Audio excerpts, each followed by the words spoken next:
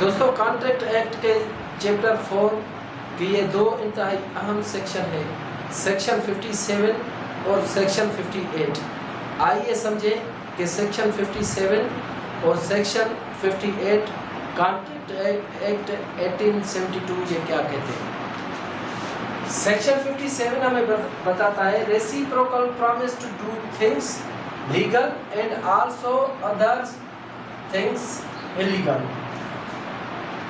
अब ये हमें बताता है कि ऐसा एग्रीमेंट जिसका कोई पार्ट लीगल हो और कोई पार्ट इलीगल हो, तो उसका जो इलीगल पार्ट होगा वो वाइड होगा और जो लीगल पार्ट होगा वो कॉन्ट्रैक्ट हो जाएगा। आइए एग्जांपल के जरिए समझते हैं। फॉर एग्जांपल ये है मिस्टर ए, ये है मिस्टर बी, इन दोनों के बीच में एक एग्रीमेंट होता है। एग्रीमेंट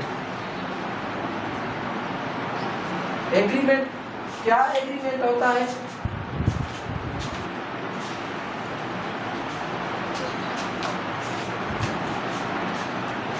इन दोनों के बीच में एक एग्रीमेंट होता है कि mister A will sell his house और मिस्टर बी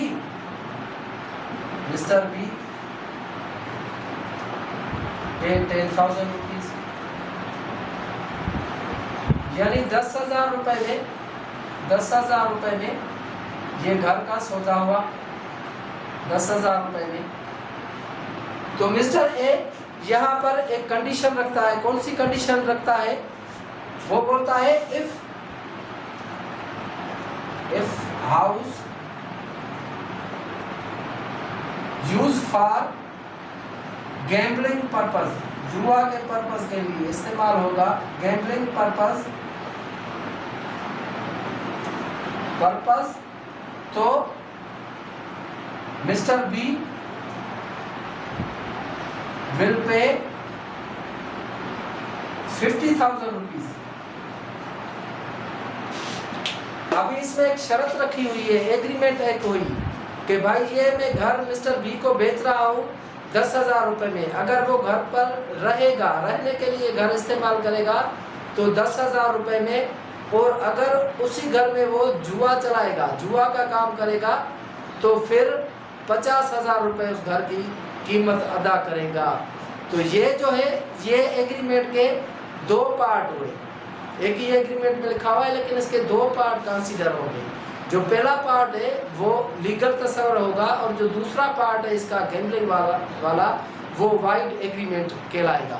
तो अभी देखिए जो इसका फर्स्ट पार्ट है ये फर्स्ट पार्ट 10,000 रुपीज में ये सेल कर रहा है सेल, तो ये हो जाएगा कॉन्ट्रैक्ट।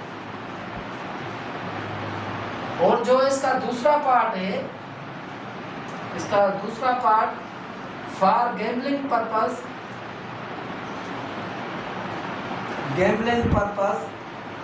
तो ये हो जाएगा वाइड, ये वाइड एग्रीमेंट हो जाएगा, वाइड एग्रीमेंट हो जाएगा। तो दोस्तों आपने समझा कि एक ही एग्रीमेंट में दो पार्ट है। एक में डिफाइन किया गया है कि ये घर की कीमत जो है 10,000 रुपये, 10,000 रुपये में मैं घर बेच रहा हूँ, और दूसरी जो इसमें कंडीशन रखी गई है कि अगर ये घर गैम्बलिंग के लिए इस्तेमाल होगा तो मिस्टर बी 50,000 रुपये अदा करेगा। तो दूसरी जो पॉइंट है इसमें वो इलीगल है। तो ये सारा एग्रीमेंट वाइड नहीं हो जाएगा, इसमें जो इलीगल पॉइंट है सिर्फ वही वाइड होगी, बाकी जो वैलिड पॉइंट है वो कॉन्ट्रैक्ट बन जाएगी। तो ये मेरे ख्याल से आप मिसाल समझ गए सेक्शन 57 का ये एग्जांपल हाउस वाला। आए 58 पर आते हैं। 58 क्या कहता है? Alternative promise one branch being illegal, यानी ऐसा प्रॉमिस, ऐसा एग्रीमेंट जिसका एक पॉइंट लीगल हो और वो अल्टरनेट के तौर पर बताया गया हो। आइए देखते हैं इसमें क्या है। ये है मिस्टर ए, ये है मिस्टर बी। मिस्टर बी और ए के बीच में एक क्या होती है, एग्रीमेंट होती है। एग्रीमेंट, एग्रीमेंट में क्या लिखा हुआ होता है कि although mister B supply 30 mounds this month mounds of rice are, इसमें क्या लिखा है, आर इसमंगल सिमंगल ओपियम।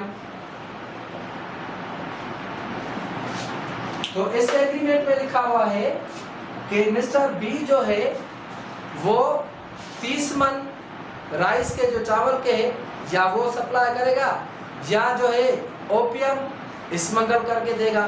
तो अभी इसमें जो दूसरी पॉइंट है ये ओपियम वाली, ये हो गई वाइड, क्योंकि इलीगल है, ये हो गई वाइड एग्रीमेंट। और जो इसमें पहली पॉइंट है ये बन गया कॉन्ट्रैक्ट। मिस्टर ए ने मिस्टर बी को अल्टरनेटिव दिया कि अगर आप 30 मन राइस के नहीं दे सकते, बदले में मिस्टर जो है ए क्या देगा उसको 1000 रुपए। Mister A will pay 1000 rupees, for example 1000 rupees consideration amount। तो एक एग्रीमेंट हुआ जिसमें मिस्टर ए ने जो है खरीदार है, ये परचेजर है, लिख लेते हैं, ये है परचेजर। चलो अगर ऐसे माने ये है सेलर, ये है सेलर, ये है परचेजर, ये 1000 रुपया देगा इसको, और ये मिस्टर बी मिस्टर ए से कह रहा है कि 1000 रुपया तो मैं दे रहा हूँ, या तो मुझे 30 मन राइस के सप्लाई करो, अगर राइस के सप्लाई नहीं कर सकते तो मुझे जो है ओपियम आफीम जो जिसे बोलते हैं आफीम स्मगल करके दो 1000 रुपए का। तो इस एग्रीमेंट में जो दूसरा पार्ट है, दूसरा पार्ट ओपियम वाला, वो वाइड एग्रीमेंट होगा, और जो पहला पार्ट है वो जो है वो कॉन्ट्रैक्ट बन जाएगा। क्योंकि कॉन्ट्रैक्ट के लिए आप सब जानते हैं कि लॉफुल ऑब्जेक्ट होना जरूरी है। लॉफुल ऑब्जेक्ट, ये लॉफुल ऑब्जेक्ट नहीं है, ये ओपियम अनलॉफुल ऑब्जेक्ट है, अनलॉफुल ऑब्जेक्ट। और ये जो राइस है ये लॉफुल ऑब्जेक्ट है। तो जो भी अनलॉफुल ऑब्जेक्ट होगा तो वो जाहिर बात है कि वाइड एग्रीमेंट हो जाएगा। तो ये थे सेक्शन 57 एंड 58।